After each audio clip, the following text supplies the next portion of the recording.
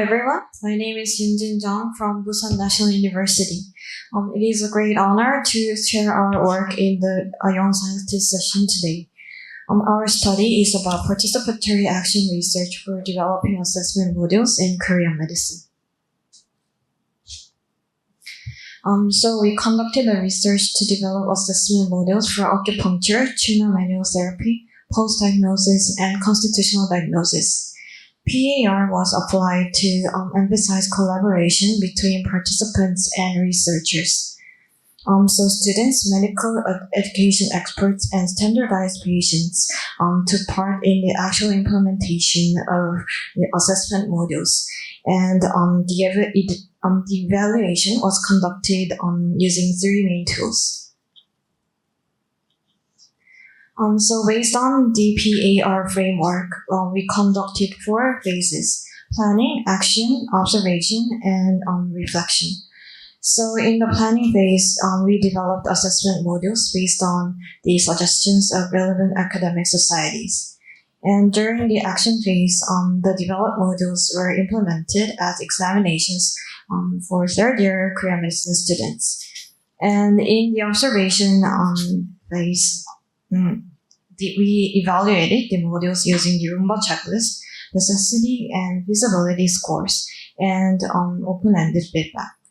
And finally, in the reflection phase, we revised and improved the modules based on the feedback.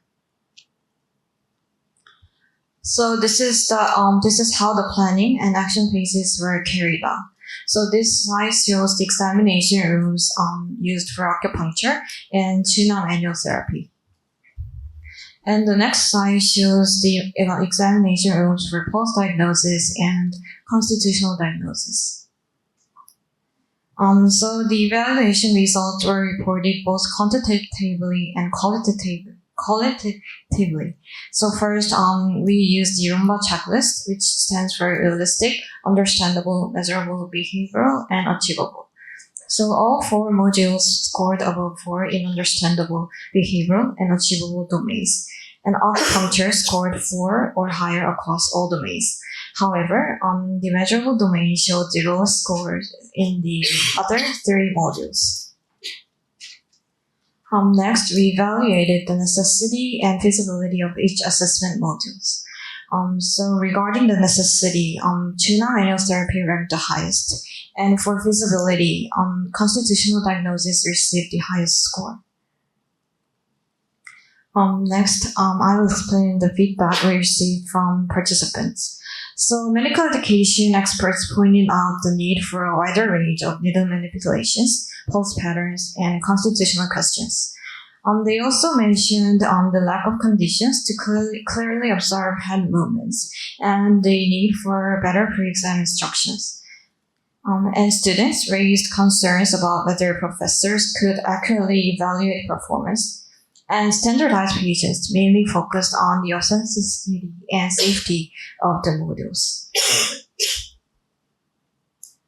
In the reflection phase, we revised modules with detailed improvements. So for acupuncture, procedures are performed on separate mannequins for the arm, leg, head, and torso. And for tuna manual therapy, we plan to purchase flexible mannequins to safely include cervical spine tuna in future assessments. And for post-diagnosis, a pulse simulator has been purchased and been integrated into the CPX. And lastly, for constitutional diagnosis, the standardized patient pool was expanded to build a constitution-specific database. So finally, based on the findings of this study, these assessment modules are actually implemented as part of the clinical performance examination at Busan National University. So we believe that the developed assessment modules can be further utilized in the clinical skills assessments for Korean medicine education. Thank you for listening.